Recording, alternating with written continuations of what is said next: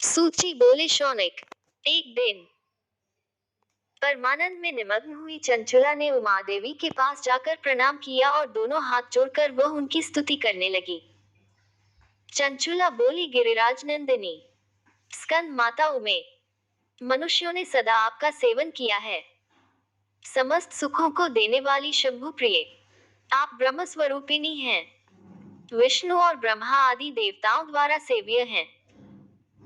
आप ही सगुना और निर्गुणा हैं तथा आप ही सूक्ष्म सच्चिदानंद स्वरूपिणी आद्या प्रकृति हैं। आप ही संसार की सृष्टि, पालन और संहार करने वाली हैं। तीनों गुणों का आश्रय भी आप ही हैं। ब्रह्मा, विष्णु और महेश्वर इन तीनों देवताओं का आवास स्थान तथा उनकी उत्तम प्रतिष्ठा करने वाली पराशक्ति आप ही हैं। सूची कहते हैं शौनिक, जिसे सद्गति प्राप्त हो चुकी थी, वह चंचुला इस प्रकार महेश्वर पत्नी उमा की स्तुति करके सिर झुकाए चुप हो गई। उसके एक नेत्रों में प्रेम के आंसू उमड़ आए थे। तब करुणा से भरी हुई शंकर प्रिया भक्तवत्सला पार्वती देवी ने चंचुला को संबोधित करके बड़े प्रेम से इस प्रकार कहा। पार्वती बोली, सखी चंचुले सुंदरी, मैं तुम्हारी की हुई इस स्तुति से बहुत प्रसन्न हूँ। बोलो, क्या वर मांगती हो? तुम्हारे लिए मुझे कुछ भी अदेय नहीं है। चंचुला बोली, निष्पाप गिरिराज कुमारी, मेरे पति बिंदु इस समय कहाँ हैं? उनकी कैसी गति हुई है, यह मैं नहीं जानती। कल्याणमयी दीनवत्सले, मैं अपने उन पतिदेव से जिस प्रकार संयुक्त हो सकूं, वैसा ही उपाय कीजिए। महेश्वरी, महादेवी, मेरे पति एक शूद्र जातीय वेश्या के प्रति आसक्त थे और पाप में ही डूबे रहते थे। उनकी मृत्यु मुझसे पहले ही हो गई थी। न जाने वे किस गति को प्राप्त हुए। गिरिजा बोली, बेटी, तुम्हारा बिंदुक नाम वाला पति बड़ा पापी था। उसका न अंतःकरण बड़ा ही दूषित था। वेश्या का उपभोग करने वाला वह महामूढ़ मरने के बाद नरक में पड़ा। अगणित वर्षों तक नरक में नाना प्रकार के दैक भोग कर वह पापात्मा अपने शेष पाप को भोगने के लिए विंध्य पर्वत पर पिशाच हुआ है। इस समय वह पिशाचना अवस्था में ही है और नाना प्रकार के क्लेश उठा रहा है। वह दुष्ट वही वायु पीकर रहता और सदा सब प्रकार के कष्ट सहता है। सूची कहते हैं शौनिक, गौरी देवी की यह बात सुनकर उत्तम व्रत का पालन नहीं करने वाली चंचुला उस समय पति के महान नरक से दहकी हो गई। फिर मन को स्थिर करके उस ब्राह्मण पत्नी ने व्यथित हृदय से महेश्वरी को प्रणाम करके पुनः पूछा। चंचुला बोली, महेश्वरी, महादेवी, मुझ पर कृपा कीजिए और दूषित कर्म करने वाले मेरे उस दुष्ट पति का अब उद्धार कर दीजिए। देवी, कुत्सित बुद्धि वाले मेरे उस पापात्मा पति को किस उपाय से उत्तम गति प्राप्त हो सकती है, यह शीघ्र बताइए। आपको नमस्कार है। पार्वती ने कहा, तुम्हारा पति यदि शिव पुराण की पुण्यमयी उत्तम कथा सुने तो सारी दुर्गति को पार करके वह उत्तम गति का भागी हो सकता है।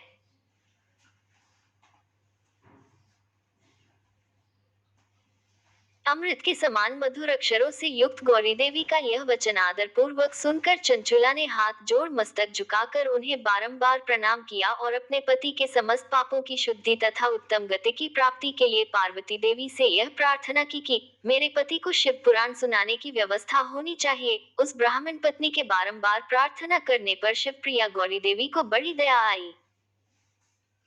उन भक्तवत्सला महेश्वरी गिरिराज कुमारी ने भगवान शिव की उत्तम कीर्ति का गान करने वाले गंधर्व राज तुम्बुरु को बुलाकर उनसे प्रसन्नता पूर्वक इस प्रकार कहा, तुम्बुरु, तुम्हारी भगवान शिव में प्रीति है।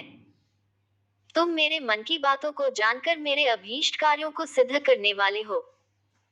इसलिए मैं तुमसे एक बात कहती हूँ, तुम्हारा कल्याण हो। तुम मेरी इस सखी के साथ शीघ्र ही विंध्य पर्वत पर जाओ। वहां एक महाघोर और भयंकर पिशाच रहता है। उसका वृतांत तुम आरंभ से ही सुनो। मैं तुमसे प्रसन्नता पूर्वक सब कुछ बताती हूँ। पूर्वजन्म में वह पिशाच बिंदुक नामक ब्राह्मण था। मेरी इस सखी चंचुला का पति था, परंतु वह दुष्ट वेश्यागामी हो गया। स्नान संध्या आदि नित्य कर्म छोड़कर अपवित्र रहने लगा। क्रोध के कारण उसकी बुद्धि पर मूर्छा छा गई थी, वह कर्तव्य का विवेक नहीं कर पाता था। अभक्ष्य भक्षण, सज्जनों से द्वेष और दूषित वस्तुओं का दान लेना, यही उसका स्वाभाविक कर्म बन गया था। वह अस्त्र शस्त्र लेकर हिंसा करता, बाएं हाथ से खाता, दीनों को सताता और क्रूरता पूर्वक पराये घरों में आग लगा देता था। चांडालों से प्रेम करता और प्रतिदिन वेश्या के संपर्क में रहता था। बड़ा दुष्ट था। वह पापी अपनी पत्नी का परित्याग करके दुष्टों के संग में ही आनंद मानता था। वह मृत्यु पर्यंत दुराचार में ही फंसा रहा। फिर अंतकाल आने पर उसकी मृत्यु हो गई। वह पापियों के भोग स्थान घोर यमपुर में गया और वहां बहुत से नरकों का उपभोग करके वह दुष्टात्मा जीव इस समय विंध्य पर्वत पर पिशाच बना हुआ है। वही वह दुष्ट पिशाच अपने पापों का फल भोग रहा है। तुम उसके आगे यत्नपूर्वक शिव पुराण की उस दिव्य कथा का प्रवचन करो, जो परम पुण्यमयी तथा समस्त पापों का नाश करने वाली है। शिव पुराण की कथा का श्रवण सबसे उत्कृष्ट पुण्य कर्म है। उससे उसका हृदय शीघ्र ही समस्त पापों से शुद्ध हो जाएगा और वह प्रेत्योनि का परित्याग कर देगा। उस दुर्गति से मुक्त होने पर बिंदुक नामक पिशाच को मेरी आज्ञा से विमान पर बिठाकर तुम भगवान शिव के समीप ले आओ। सूची कहते हैं शौनक। महेश्वरी उमा के इस प्रकार आदेश देने पर गंधर्वराज तुम्बुरु मन ही मन बड़े प्रसन्न हुए। उन्होंने अपने भाग्य की सराहना की। तत्पश्चात उस पिशाच की सती साध्वी पत्नी चंचुला के साथ विमान पर बैठकर नारद के प्रिय मित्र तुम्बुरु वेग पूर्वक विंध्याचल पर्वत पर गए, जहां वह पिशाच रहता था। वहां उन्होंने उस पिशाच को देखा। उसका शरीर विशाल था, थोड़ी बहुत बड़ी थी। वह कभी हंसता, कभी रोता और कभी उछलता था। उसकी आकृति बड़ी विकराल थी। भगवान शिव की उत्तम कीर्ति का गान करने वाले महाबली तुम्बुरु ने उस अत्यंत भयंकर पिशाच को पाशों द्वारा बांध लिया। तदनंतर तुम्बुरु ने शिव पुराण की कथा बांचने का निश्चय करके महोत्सवयुक्त स्थान और मंडप आदि की रचना की। इतने में ही संपूर्ण लोकों में बड़े वेग से यह प्रचार हो गया कि देवी पार्वती की आज्ञा से एक पिशाच का उद्धार करने के उद्देश्य से शिव पुराण की कथा सुनाने के लिए तुम्बुरु उत्तम विंध्य पर्वत पर गए हैं। फिर तो उस कथा को सुनने के लोभ से बहुत से देवर्षि भी शीघ्र ही वहां जा पहुंचे।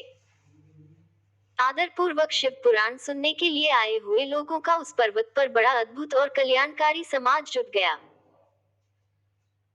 फिर तुम्बुरु ने उस पिशाच को पाशों से बांधकर आसन पर बिठाया और हाथ में वीणा लेकर गौरीपति की कथा का गान आरंभ किया। पहली अर्थात विदेश्वर संहिता से लेकर 7वीं वायु संहिता तक महात्म्य सहित शिव पुराण की कथा का उन्होंने स्पष्ट वर्णन किया। सातों संहिताओं सहित शिव पुराण का आदर पूर्वक श्रवण करके वे सभी श्रोता पुनर्तः कृतार्थ हो गए। उस परम पुण्य में शिव पुराण को सुनकर उस पिशाच ने अपने सारे पापों को धोकर उस पैशाचिक शरीर को त्याग दिया। फिर तो शीघ्र ही उसका रूप दिव्य हो गया। अंकौंती गौरवर्ण की हो गई। शरीर पर श्वेत वस्त्र तथा सब प्रकार के पुरुषोचित आभूषण उसके उद्भासित करने लगे। वह त्रिनेत्रधारी चंद्रशेखर रूप हो गया। इस प्रकार दिव्य देहधारी होकर श्रीमान बिंदुक अपनी प्राणवल्लभा चंचुला के साथ स्वयं भी पार्वती वल्लभ भगवान शिव का गुणगान करने लगा। उसकी स्त्री को इस प्रकार दिव्य रूप से सुशोभित देख वे सभी देवर्षि बड़े विस्मित हुए। उनका चित्त परमानंद से परिपूर्ण हो गया। भगवान महेश्वर का वह अद्भुत चरित्र सुनकर वे सभी श्रोता परम कृतार्थ हो प्रेम पूर्वक श्री शिव का यशोगान करते हुए अपने अपने धाम को चले गए। दिव्य रूपधारी श्रीमान बिंदु भी सुंदर विमान पर अपनी प्रियतमा के पास बैठकर सुखपूर्वक आकाश में स्थित हो बड़ी शोभा पाने लगा।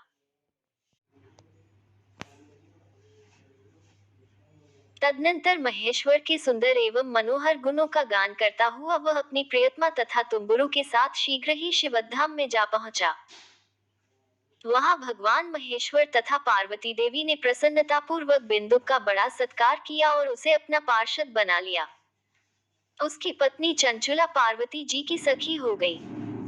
उस घनीभूत ज्योति स्वरूप परमानंदमय सनातन धाम में अविचल निवास पाकर वे दोनों दंपति परम सुखी हो गए।